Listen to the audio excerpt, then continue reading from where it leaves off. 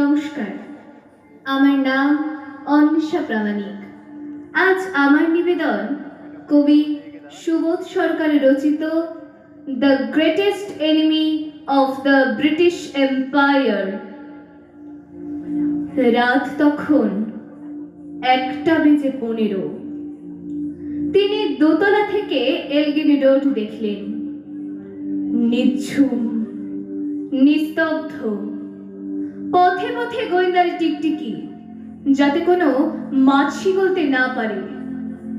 সেদিন লন্ডনের হেডকোয়ার্টার্সও জানত Subhash Chandra Bose, the greatest enemy of the British empire. লালবাজারের কমিশনার স্যার ফেয়ারওয়েদার নির্দেশিকা জারি করেছেন, এলগিনি রোড অবরুদ্ধ করো, বাঙালিকে বিশ্বাস করি না। পাঠান ছদ্মবেশ নিয়ে আয়নার সামনে দাঁড়ালেন সুভাষ। নিজের বিছানার দিকে তাকালেন। কি হবে নরম শয্যায় যদি কান্না শুনতে না পাই? গাড়িতে এসে বসলেন। গাড়ি কলকাতা পার হয়ে জিটি রোড ধরল। ব্যান্ডেল, চুচুড়া, শক্তিগড়, আসানসোল। অতি দ্রুত পার হয়ে গেলেন বেঙ্গল বর্ডার। কে পার হলেন? The greatest enemy of the British empire. Sir Fairweather বুঝতে পারেননি, এলগিনি রোড অবরুদ্ধ করে রাখলেই ভারতকে আটকে রাখা যায় না। বেঙ্গল বর্ডারে গাড়ি থামালেন, নেমে দাঁড়ালেন। পূব দিকে মুখ করে প্রণাম করলেন বাংলাকে। মুখে বললেন, মা। গোমো জংশন, এইখানে দিল্লি কালকা মেল থামবে, ফ্রন্টিয়ার এক্সপ্রেস। ততক্ষণে সারা কলকাতা জুড়ে শুরু হয়ে গেছে তল্লাশি। সুভাষ দাঁড়িয়ে আছেন সমাহিত জনমানবহীন গোমো জংশনে।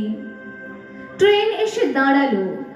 সুভাষ একবার পেছন ফিরে তাকালেন তিনজনের দিকে, শিশির, অশোক আর মীরা। তারার তার ভাইপো নয়, যেন তিনজন শিকল পরা মানব মানবী। তাকালেন অপমানিত ভারতবর্ষের দিকে। তিনি যাবেন কাবুল, কান্দাহার হয়ে জার্মানি। তার লক্ষ্য নিজস্ব সেনাবাহিনী, তার লক্ষ্য স্বাধীন ভারত। গোমো জংশনে তখন শুধু কুয়াশা, এক ভারতবর্ষ কুয়াশা। শিশির, অশোক আর মীরা পায়ে হাত দিতে প্রণাম করলেন তাদের কাকাকে। কাকাকে না সেই লোকটাকে, the greatest enemy of the British empire. এত বড় সম্মান বাঙালি আর কখনো পায়নি।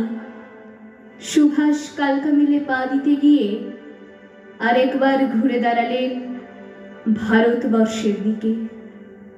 উচ্চারণ করলেন, মা। ট্রেন ছেড়ে দিল। ইঞ্জিনের ধোঁয়ায় ভরে গেল গোমো জংশন।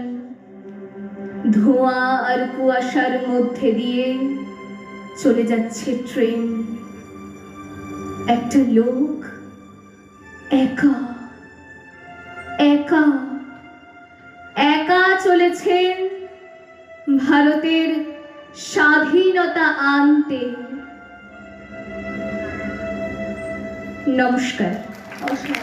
অসাধারণ পরিবেশনা। অন্বেষা একটা ছোট্ট মেয়ে, কিন্তু ওর গলার দম্ভ আমাদের সবাইকে মুগ্ধ করেছে। অনেক ধন্যবাদ। আমি আপনাদের বন্ধু সঞ্চালিকা রিমা। আপনারা দেখছেন ডিএস প্রোডাকশন হাউস প্রেজেন্ট জলসাঘর। উপস্থিত